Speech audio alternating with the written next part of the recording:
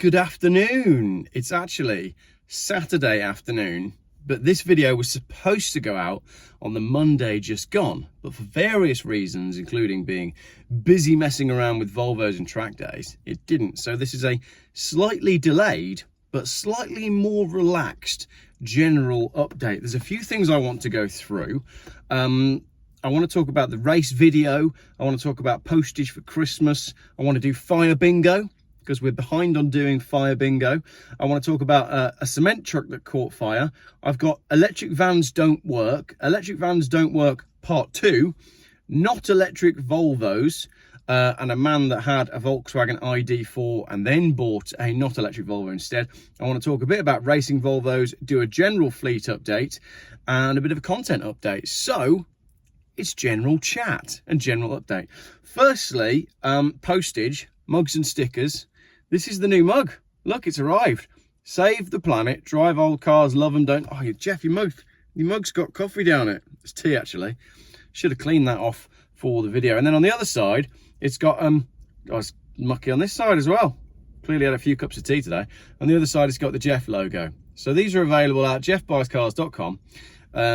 If you've already bought one and haven't had it yet, it's because my wife has decided that she's going to help me more with Geoff Buys Cars, and she's doing all the postage.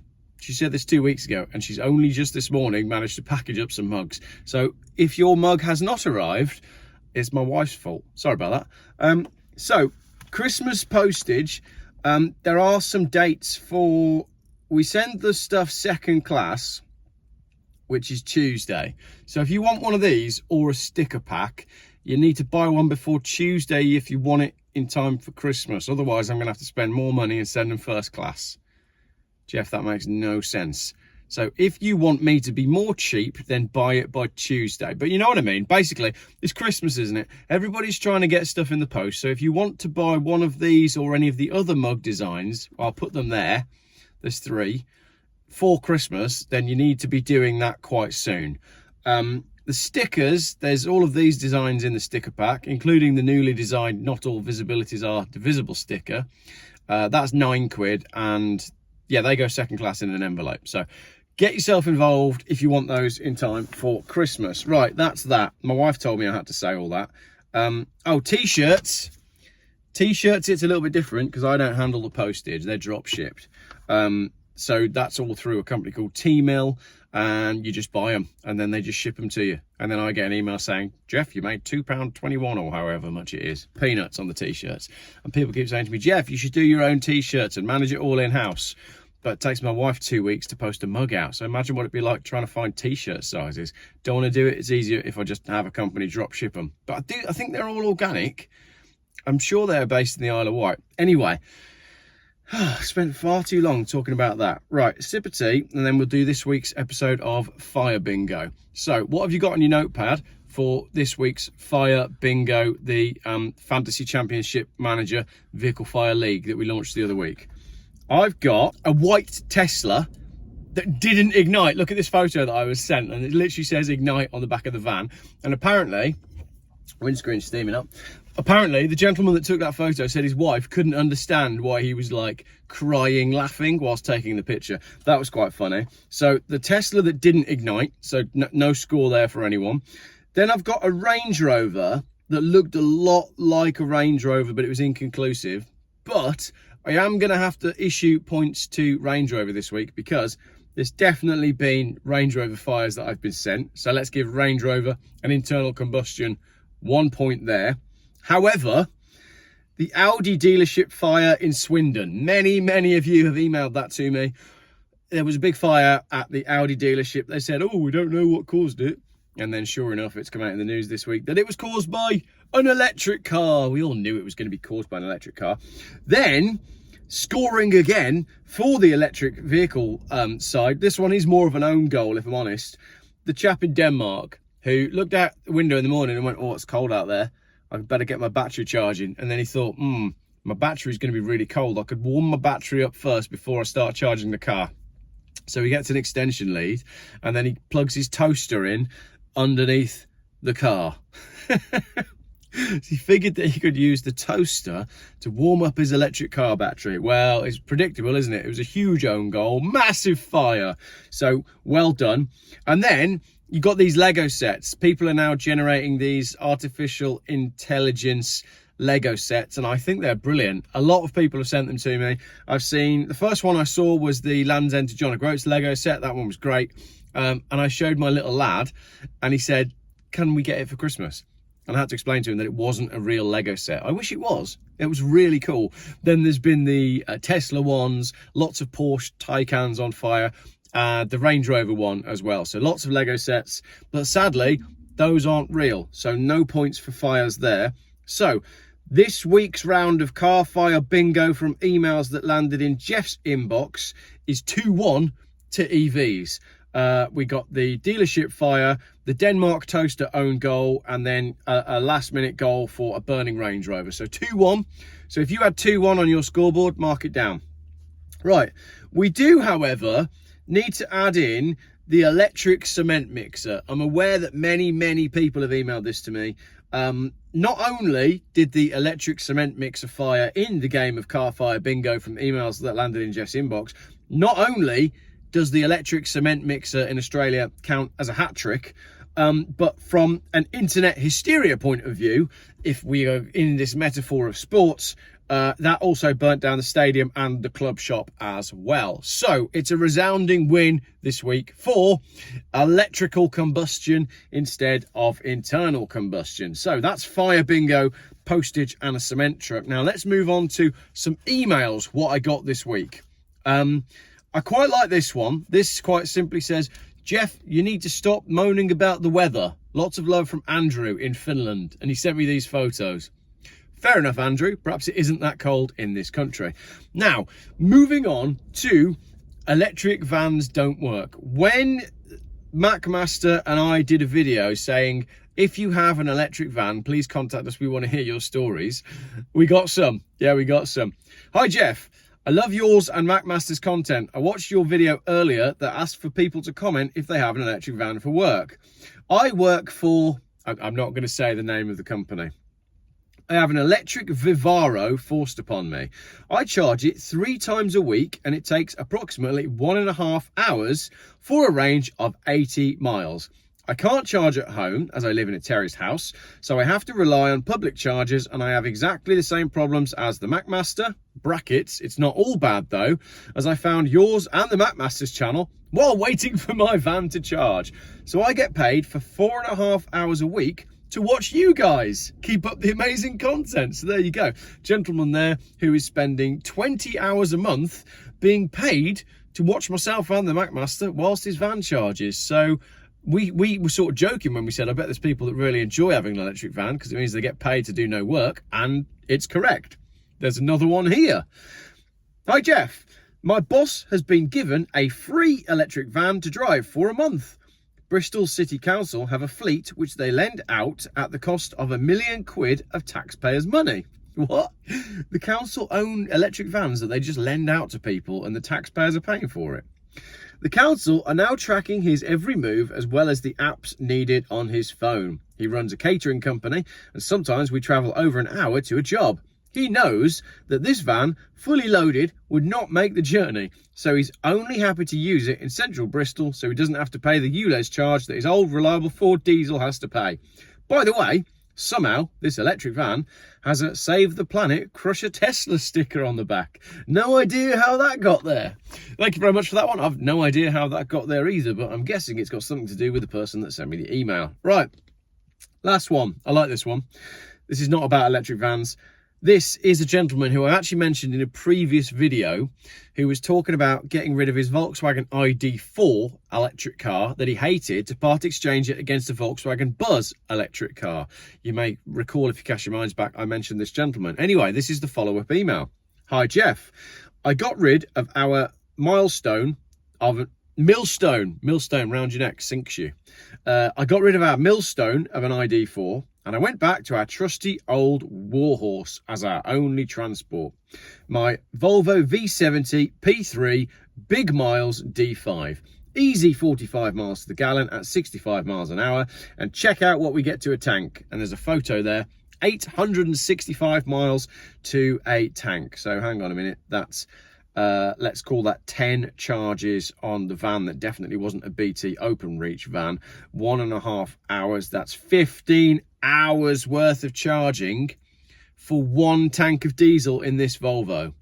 So 10 minutes of standing there putting diesel in this gentleman's Volvo, or 15 hours of charging in the electric van.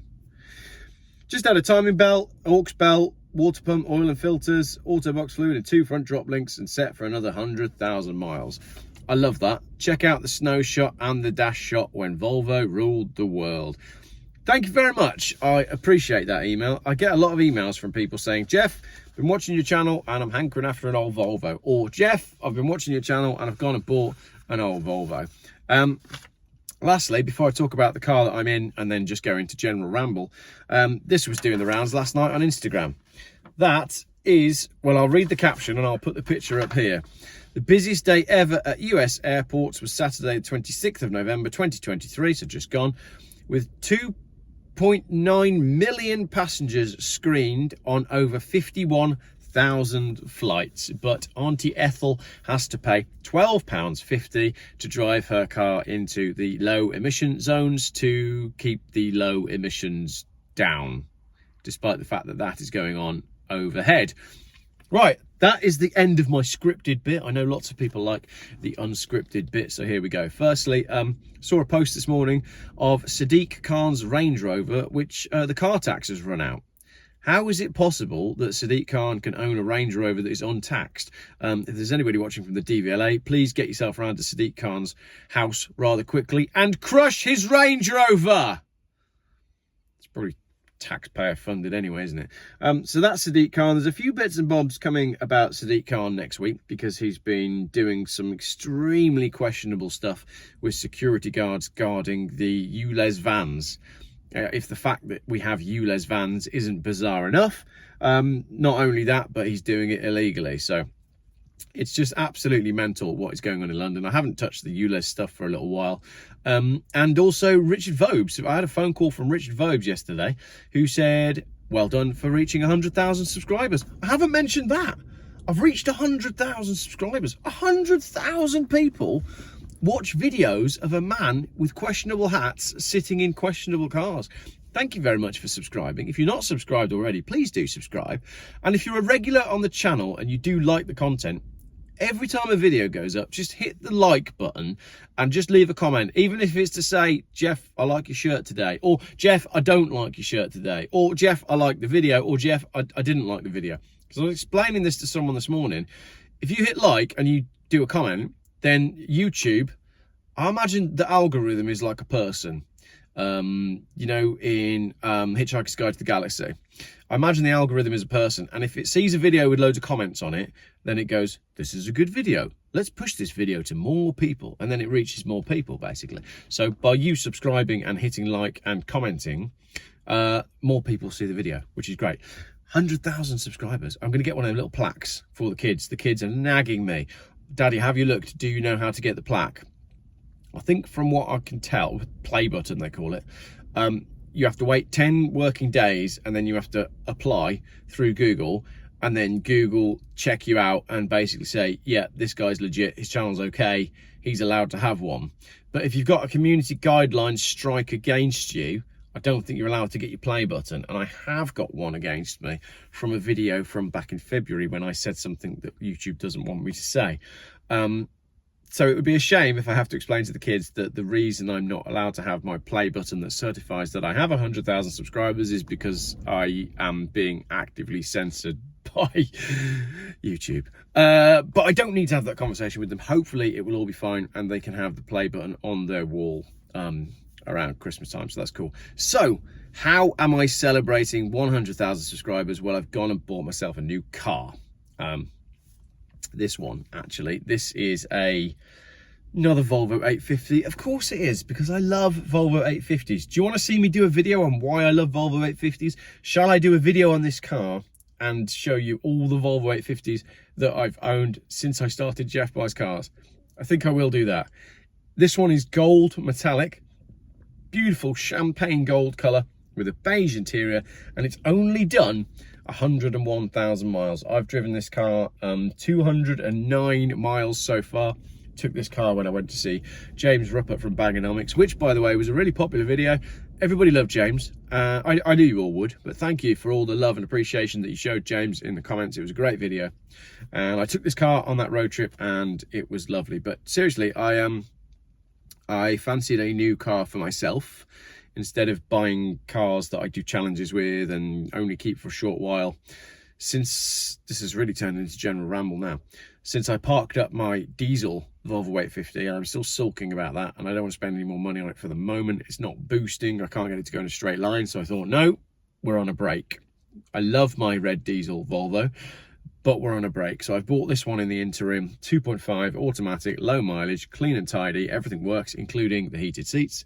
It's got a sunroof, got some big wheels on it with winter tires, looks the part. I thought, yeah, I'll have that for me, because my wife's stolen the John O'Groats BMW 320 diesel, and that's been away this week to have the drop links done.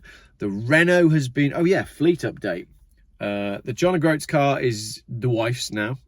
We have a BMW 1 Series for sale. This is my gold Volvo. The Renault has gone to a gentleman called Paul to have some more work done to get that working properly. My red Volvo is parked up, and I'm pretty sure that's it. The race car is the only one that I'm not sure what to do next with. Now, if you're still watching at this point, thank you very much. Make sure you hit like and leave a comment. The video of the track day is going out at 8 p.m. tonight. I spent 10 hours editing that video. Now, I know that the track day video won't be as popular as me sat in my car ranting about stuff that's going on in the world, but I love making videos like that, and we had great fun. You know, myself, the Matt Master, and Joseph Lloyd Vehicle Consulting, and many other people who were on the track, and I think it's a good video. I've left it quite long so that you can sort of come on the journey with me as to how it all worked and whatnot. And I think by watching the video, if you've never done a track day before, it should give you the not the confidence, but it should inspire you to go and do one. And if you have done a track day before, and if you are a racing driver, then you'll hopefully be able to see me progress as the video goes on. And I'm expecting lots and lots of geeky racing driver people to be commenting with timestamps saying, oh, well, at this point here, I think you'll find you could have turned in slightly earlier and clipped the apex a little harder and got on the gas a little bit heavier. Well, I didn't. I drove the way I drove, and it's all in the video, and there's lots of spinning. There's no crashes, I don't think. But it's quite a it was a great day out. It was really fun, and I think it's made for a fun video. Right, glad I finally got the Monday update from last week out the way. As I say, I was behind on that one. I had been meaning to get that one out. If you want to buy mugs and stickers, the links are in the comments. I am now going to go and fill this mug up again, and I guess edit this video and then decorate the Christmas tree that my wife has just purchased. I think it was a good choice. You know, we've gone for a short, fat one, not a tall, lanky one. So my wife's choice in Christmas trees is apparently similar to her choice in men. Thanks for watching.